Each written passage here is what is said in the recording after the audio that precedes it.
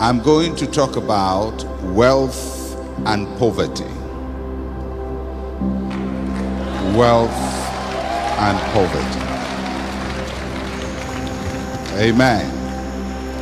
I don't know why you are excited about it, whether it's the poverty side or the wealth one.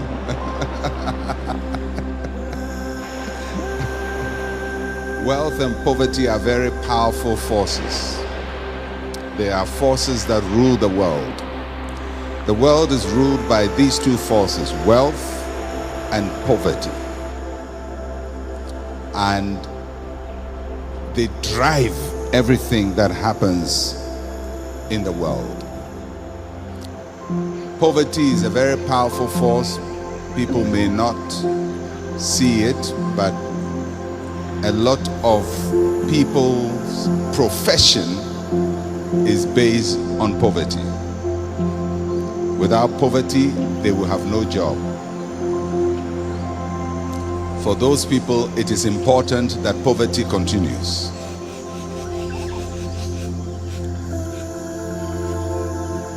A lot of the work the United Nations does is based on poverty. And for the UN to survive, people must be poor. Proverbs chapter 10, verse 15. Proverbs chapter 10, verse 15.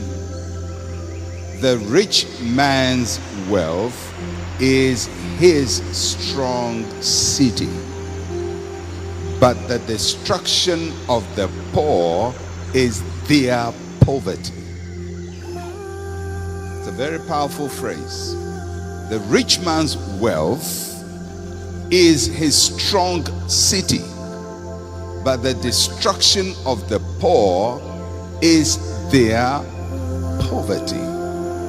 So that clearly tells you that poverty is a destroyer. It is that which destroys the poor. And it beats my imagination why anybody will embrace a destroyer as a friend. Or anybody will preach that a destroyer is good for you. Because the destruction of the poor man, cars,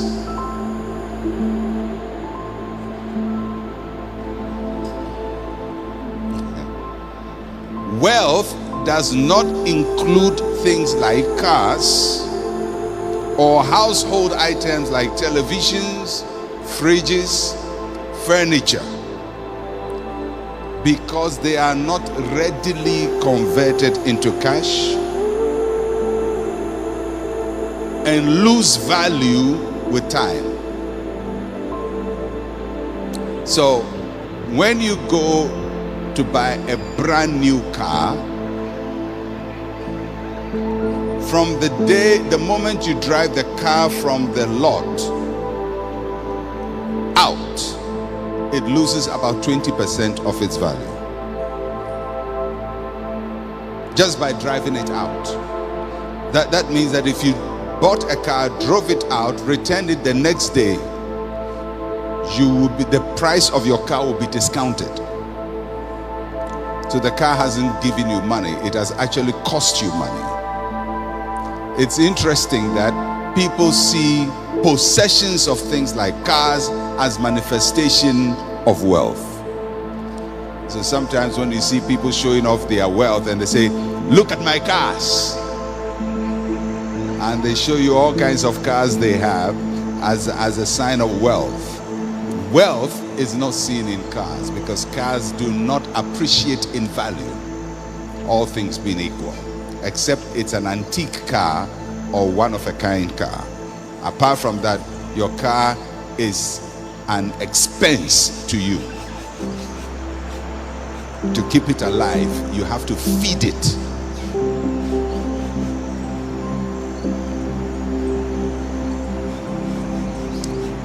I mean, wealth in a larger sense includes things like the blessing of God, the peace of God, health, happy marriage, family life. I know all of that is wealth, but that's not what I'm talking about. So When I'm talking about wealth, I'm talking about having abundance of valuable possessions. Wealth defends the rich. Ecclesiastes chapter 7 verse 12 says, money is a defense. Those who have money use it to defend themselves, to secure their power and their position. When you have no money, you have no defense. It's just amazing what can happen to people when they have no money.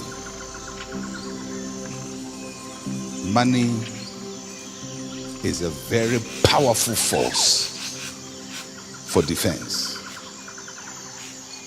It will defend your dignity. And when you don't have it, you may lose your dignity. Never, ever in your lifetime praise poverty. Never.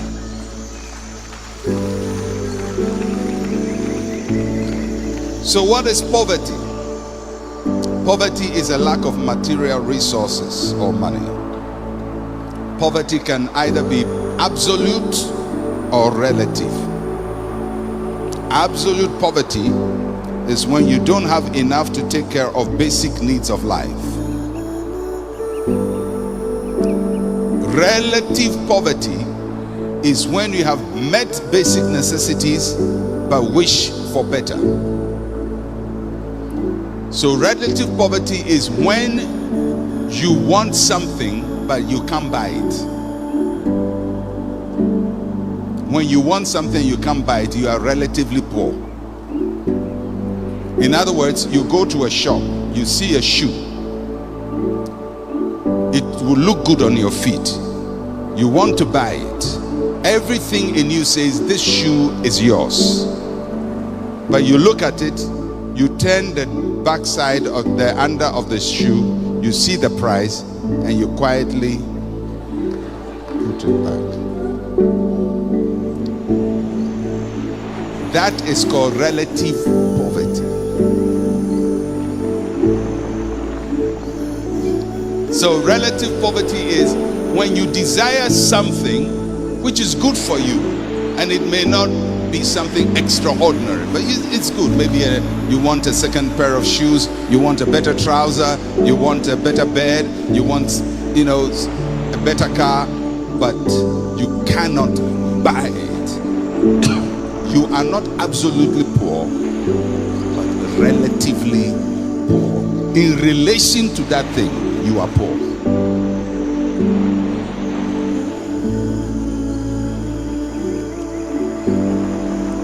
In this world, the wealthy are few, the poor are in multitudes. 65 people of the world's wealthiest people own half of the wealth of the world. That's serious. Africa's wealth, your continent and my continent, at this point I think it's about 3.5 trillion or thereabouts dollars. 3.5 trillion dollars. That's a lot of money. The whole of Africa, South Africa to Egypt, Senegal to Somalia, Ghana included, Nigeria included, all of us, 3.5 trillion.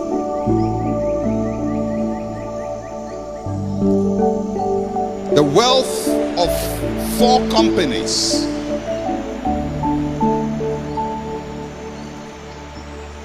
Apple computers, Google, Alphabet, we just crossed 1 trillion. Amazon, Facebook, the one you've been using. These four companies are richer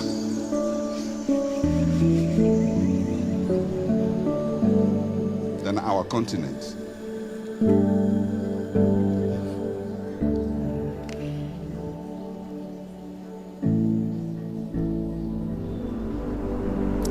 Four companies.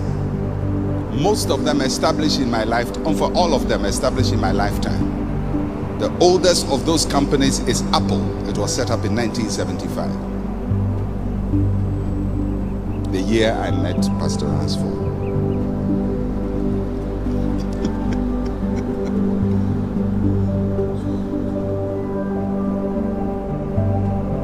Four companies.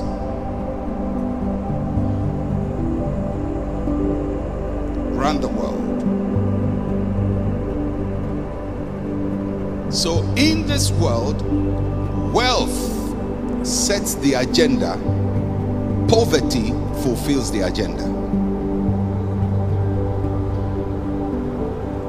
There are people whose money determines who should govern a nation, but they need those without money to ensure that the agenda comes to pass. Those who have money are a few. The masses who have the vote have no money. So those who have the money sets the agenda for who should be governing nations.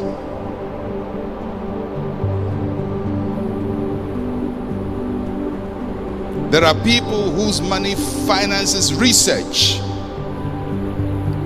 but they need those without money to believe in the research. So the people with money pay scientists to conduct research and tell us what is true and what is false.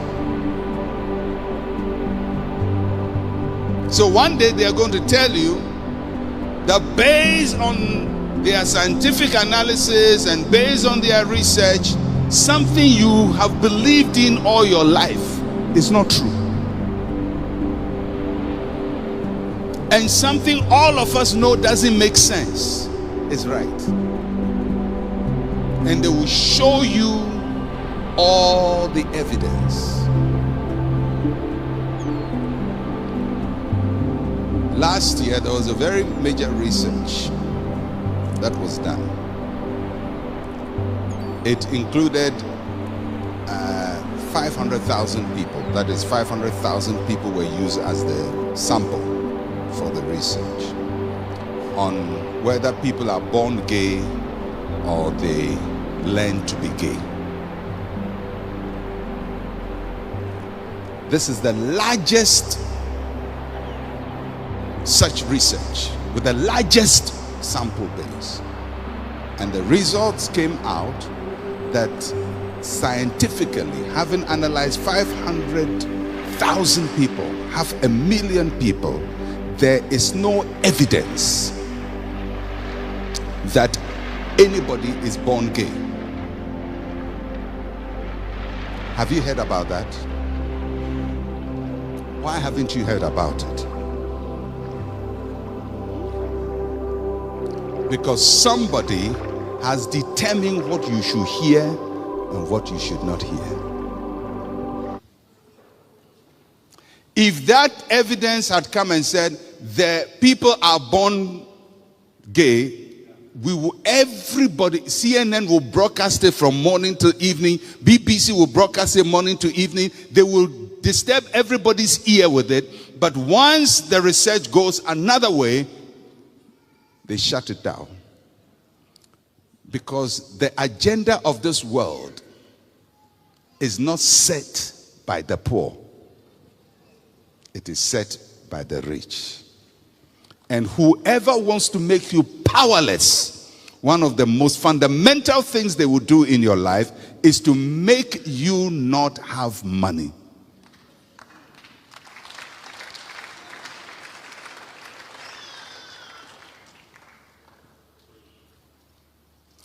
The agendas of this world are set by the wealthy.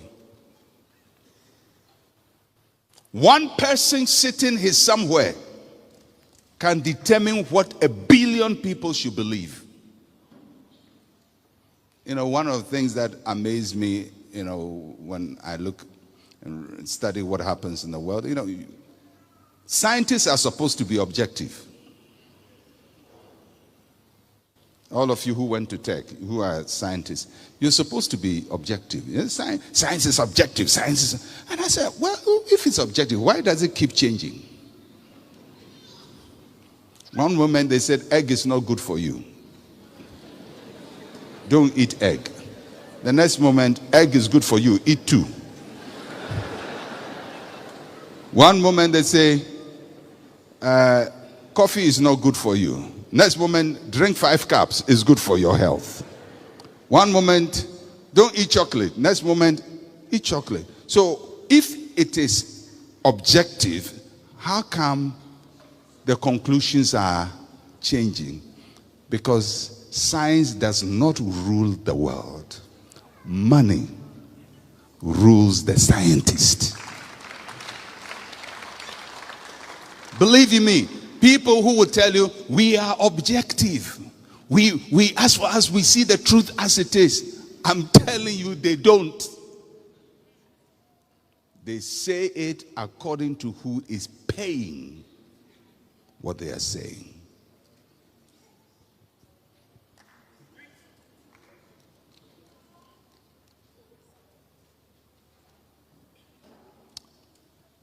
And that is one of the big challenges for us as Africans. Because people set the agenda for us and we follow. Since I became aware as an adult, I have seen African countries go under IMF programs, World Bank program, structural adjustment, accelerated structural adjustment, economic recovery, HIPIC. I mean, we've gone through over and over and over and over and over and over, and I've never seen one African country come out of poverty, in spite of all the monies that have been poured into our countries. So do you think if they wanted you to come out of poverty, they couldn't have done it? How can you give people billions of dollars and it doesn't change anything? Because the people giving you their money, it is in their interest that you remain poor.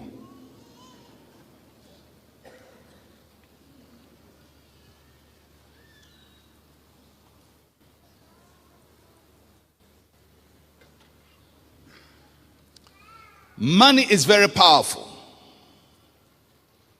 You may say, well, Pastor, money is powerful. Money led Delilah to deceive Samson. She wasn't a bad girl.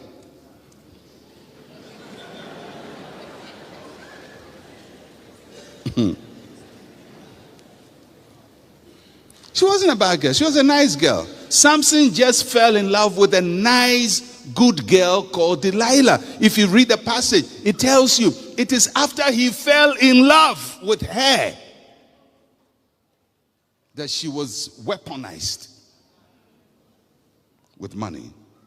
It wasn't as if they gave her money to say, go and tempt Samson. No, Samson fell in love with a nice, good girl called Delilah. But Delilah was a poor, nice, good girl. And the Philistines came to Sister Delilah and say, we can solve your university education problems. We can solve your mother's financial problems. We can solve your father's financial problems. All we want is ask this man one question and get the answer for us. How did they get a nice girl who has fallen in love with a nice, handsome, macho man to betray him? money.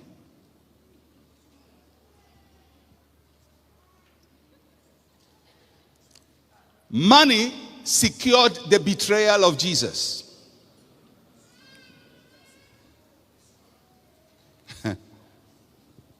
We can bring the devil in, but whatever it is, it was money.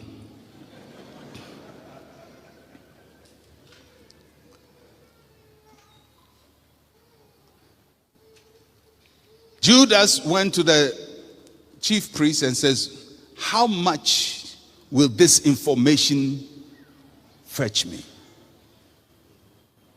And they told him the price, and the price was right. And he betrayed Jesus. You say, Pastor, I'll never do that. You sure? You'll be amazed what money will make you do. You'll be amazed. I'm telling you, you'll be shocked yourself. That's why when after Judas did that, he went to kill himself. He was shocked. Me? Do that? He did it.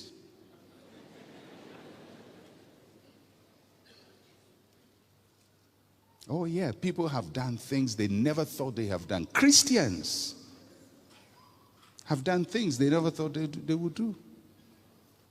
Married women have done stuff they never thought they would do. Money changed the story of the resurrection. When Jesus Christ rose from the dead, Matthew chapter 28, verse 11 to 15.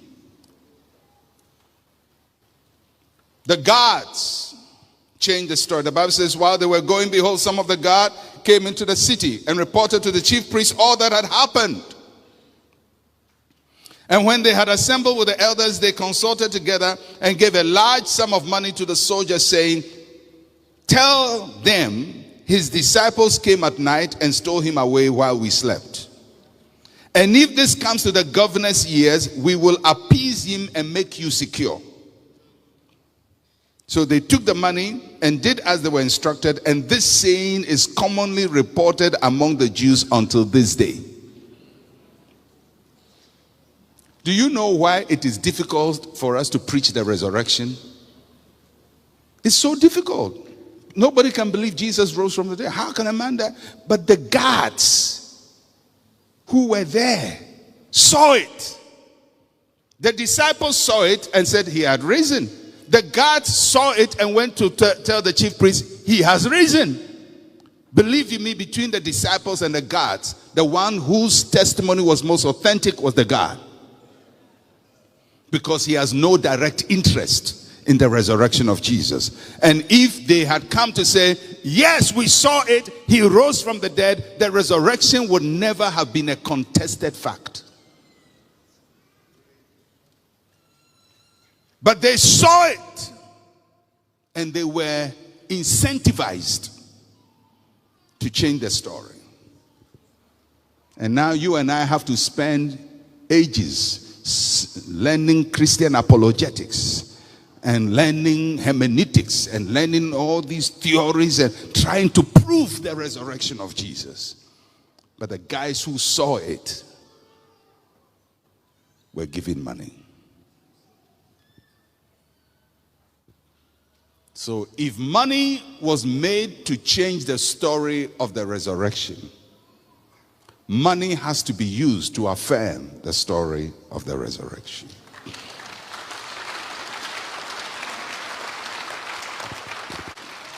You can be as prayerful as you want. If you are denied money, your influence will be limited.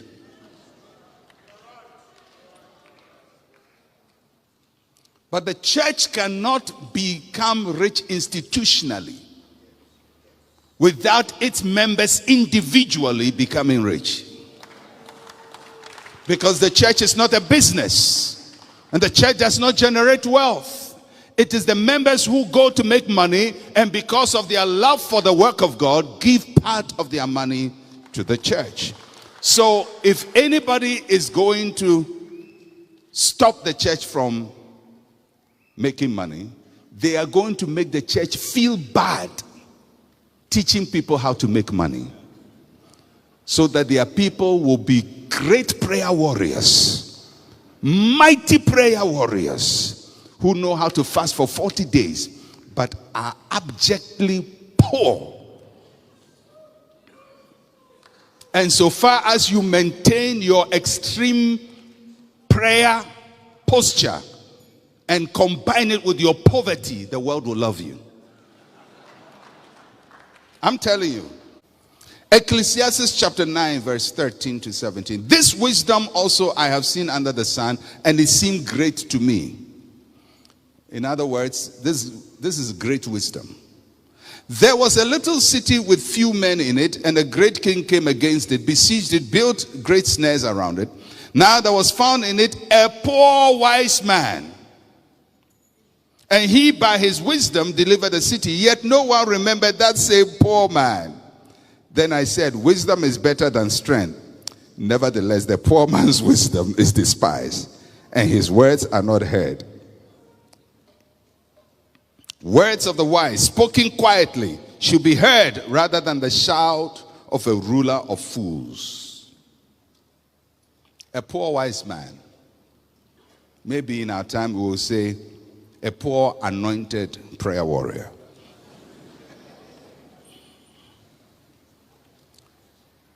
Poor wise man. The Bible says he by his wisdom delivered the city.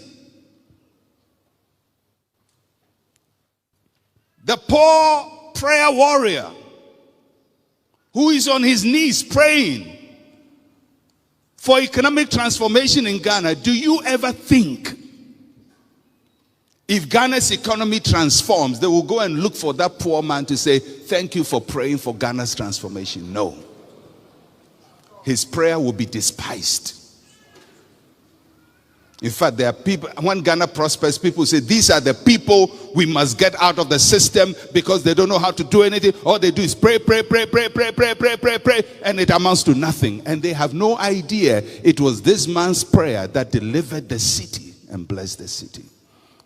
So far as you remain a poor, wise man, people would take your wisdom, they would take your prayer, they would take your anointing, and use it to their benefit, but afterwards, there's no respect for you.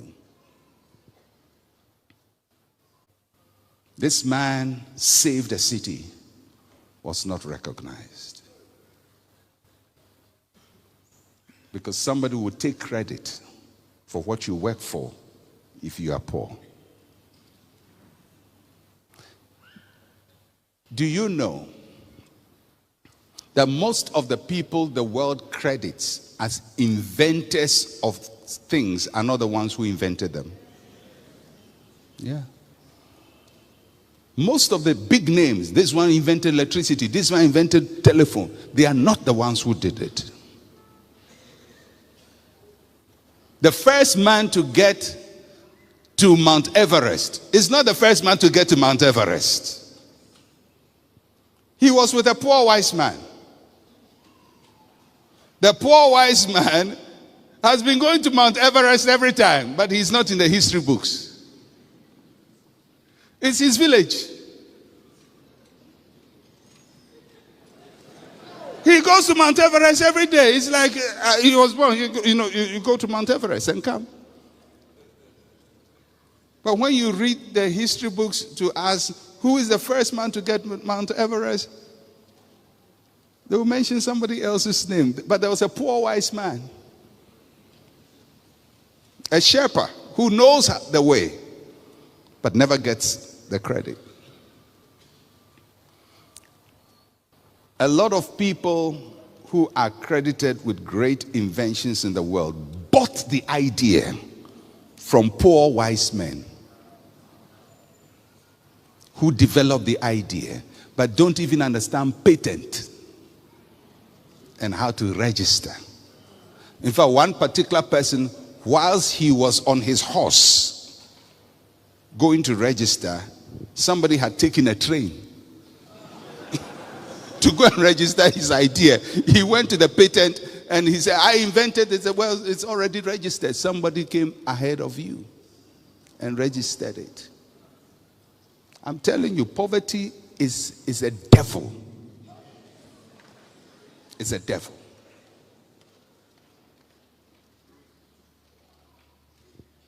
I don't mind if you are poor, but don't praise it. Fight it. Hate it. Work against it.